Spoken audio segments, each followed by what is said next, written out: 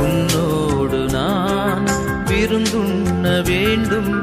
உன் வீட்டில் நான் குடிகொள்ள வேண்டும், உன் அன்பில் நான்